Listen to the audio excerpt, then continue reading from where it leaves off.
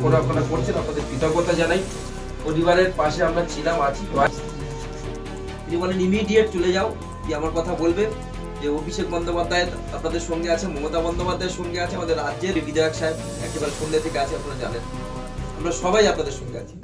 আমার ফর্ম দেওয়া হয়েছিল 4 তারিখে, সেই ফর্ম পাই আমি 13 তারিখে। সেই 13 তারিখে কাজ ডিস্ট্রিবিউট করতে গিয়ে ফর্ম আমি সব দিয়ে দিয়েছি।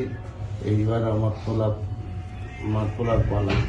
তোলার পালার এমন সময় চিন্তা টেনশনে হঠাৎ শরীর অসুস্থ হয়ে পড়ে, তারপরে আমি ফর্মটা আমি তুলতে পারিনি। 19 তারিখে আমার ফর্ম তুলে জমা দেওয়ার কথা। যে বিএলও হচ্ছে কমল নস্কর, তিনি 4 তারিখে ফর্ম দেওয়ার কথা, ফর্মটা পেয়েছে প্রায় 1 সপ্তাহ পর ফর্মটা পেয়েছে। তারপর সে ক্রমাগত কাজ করে যাচ্ছে, কিন্তু কাজের এত পেশা, সেই মানসিক চাপটা সে নিতে পারছে না। আমরা সেটা উপলব্ধি করেছি।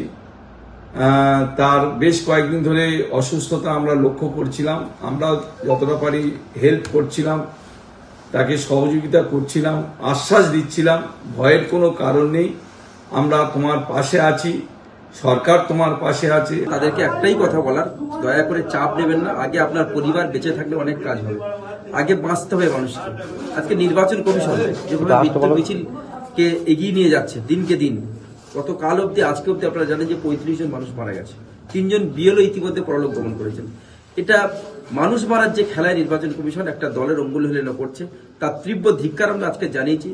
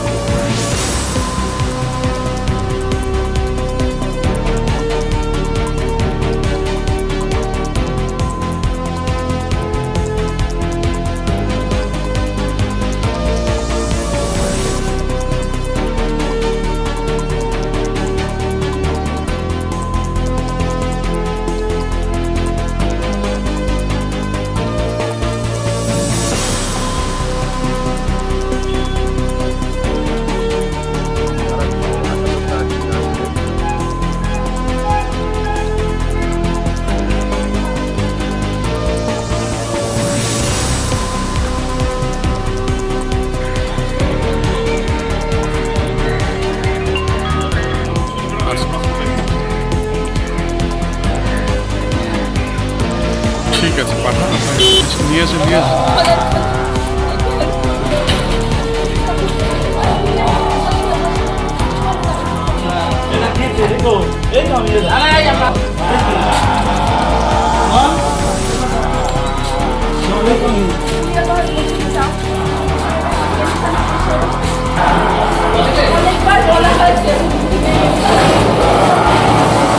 অ্যাকচুয়ালি এই মুহূর্তে তো সবাই ও বিএলওর ডিউটি পড়েছে ওর ইয়েতে, তো সেই কাজটা করতে করতে এমনিতে প্রচন্ড একটু মানুষের এমনিতে কিছুদিন ধরে একটু অসুস্থ ছিল, আর তার মধ্যে এই সময় একটু বিএলওর কাজটা যথেষ্ট টাফ।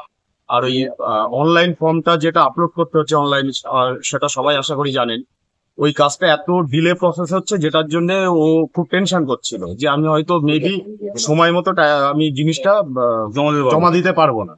তো সেই কারণেই আমি ওকে সাজেস্ট করলাম যে তুই রাত্রে যদি এই কাজটা করিস, আমার মনে হয় একটু বেটার হয়। তা কিছুদিন ধরে ঘুমাচ্ছে না, খাচ্ছে না টেনশনে। আর আজকে এরকম একজন ফর্ম জমা দিতে এসেছিল, তো ওর মনে হয় মেবি শরীর খারাপ লাগছিল, বাড়িতে মনে হয় তো শুয়ে রয়েছে। আর বাড়ির লোকজন মনে করেছে যে রাত্রে ঘুমাচ্ছে না, রেস্ট নিচ্ছে, 10 মিনিট রেস্ট নিক, কেউ আসলে ডেকে দেবো। এবার যে দাদা এসেছিল সে আমাদের খুব পরিচিত এবং বাড়ির পাশে বাড়ি, সে যখন এসে এরকম গায়ে হাত দিয়ে ডাকে, দেখে এরকম সেন্সলেস অবস্থায় পড়ে রয়েছে। উনি কি করেন? স্কুল শিক্ষক, প্রাইমারি স্কুল। মানে মূলত কি বিএলওর কাজের চাপে? কাজের চাপের জন্য এটা হয়েছে। ফলো করুন সংবাদ প্রতিদিন ডিজিটাল।